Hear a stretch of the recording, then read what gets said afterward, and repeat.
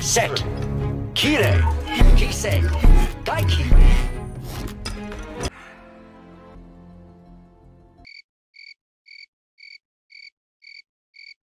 Not a lot goes on in this episode, if I'm being honest.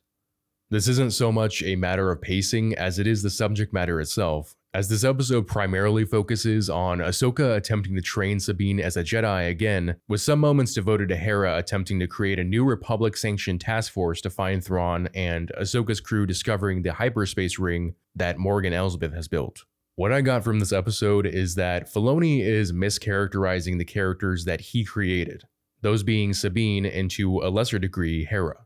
Looking back on my review of episodes 1 and 2, I think I was too lenient in my opinion of how they chose to portray Sabine's character.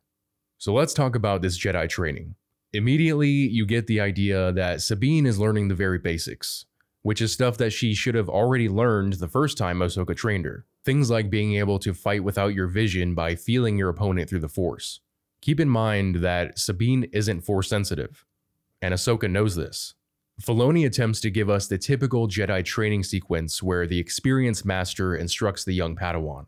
Ahsoka comes off as very serious, but she lacks the wisdom and gravitas of characters like Qui-Gon, Old Ben Kenobi, or Master Yoda. And let me reiterate, Sabine isn't Force sensitive. Ahsoka tells her that the Force lives in everything. That's true, but that in no way means that you can just learn to tap into it. While Force sensitivity comes in varying degrees, being a late bloomer isn't a concept in Star Wars. Meaning, with the different levels of Force sensitivity, you have those who are simply aware of the Force, they have a vague sense of it, and with that awareness, it may give them the upper hand in combat. Then there are those who are sensitive enough to not just sense the Force, but utilize it. Now those people, typically children, can be sensed in the Force and are brought to the Jedi Temple, or taken in by the Sith at varying ages. So you can be an adult who was not Force sensitive enough to become a Jedi, but you're not going to come into your Force sensitivity as an adult. Am I wrong here, or does Dave Filoni seem to be rewriting the rules of the Star Wars universe? I know he loves these characters, but this is just silly. At least Hu Yang is keeping things honest. Well, I discovered that according to Hu Yang, I'm the worst candidate to be a Jedi out of every Jedi he's ever known. You told her that? It's true.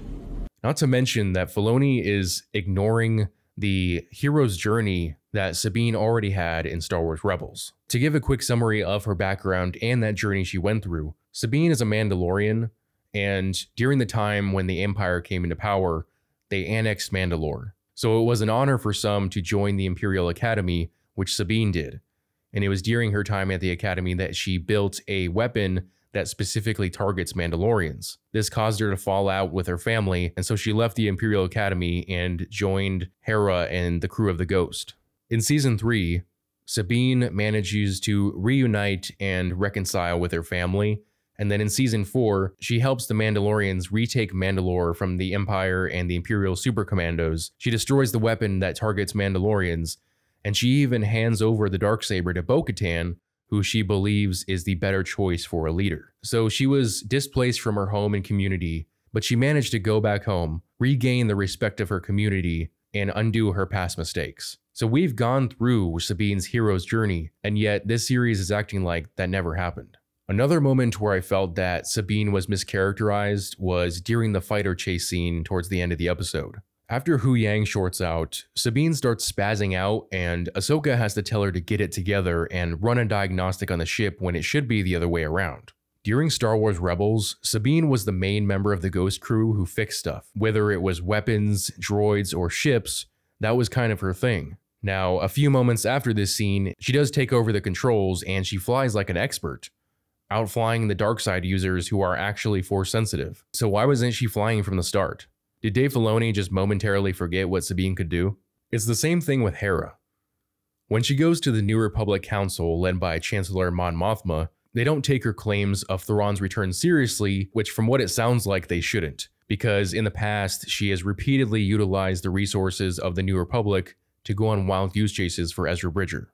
But them saying no shouldn't have been the end of it. She should have gone anyway, scrounged up a group of volunteers and flown off to help Ahsoka and Sabine. At least that's what the version of Hera from Rebels would have done. However, it was nice to see that they're not ignoring the fact that Hera is a mother. Some added context here if you haven't watched Star Wars Rebels. One of the main characters of that series was named Kanan Jarrus, who was the Jedi. He had an unspoken romance with Hera for the entire series until they declared their love for each other during one of the last few episodes. But then Kanan died, and somehow Hera bore his son towards the time when the Empire was defeated. So maybe that romance wasn't so unspoken after all. But Jacen is their son, and if you're wondering why the human genes were dominant, I don't have an answer. The villains appear only briefly, but we do see the Purrgil. Their presence and knowing that they can travel through hyperspace leads me to believe that Morgan Elsbeth perhaps plans to strap one of the Purrgil onto the hyperspace ring and use it to help them travel to whatever galaxy Thrawn is in combination with the star map. I've also seen the theory that Marok is actually Galen Marek, or perhaps his clone, from the video game The Force Unleashed. While his inclusion in the series would be cool, here is why I think it isn't him. As I've mentioned many times, the Ahsoka series is Filoni's thing. Most of the characters in the series are his creations. He's made a point of featuring prominently the female characters he's created at the expense of not including Zeb for some reason. I don't see Filoni including Marek at the risk of that character overshadowing all the others. It's probably not something that the normie audience would care about, but a lot of hardcore fans would. That will be all people talk about.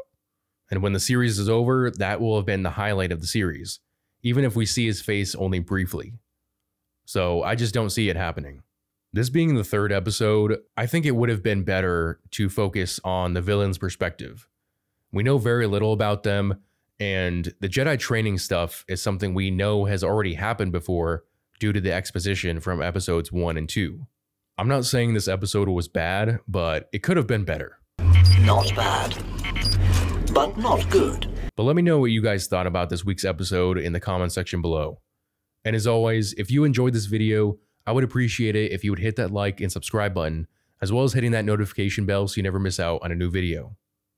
Thanks for watching.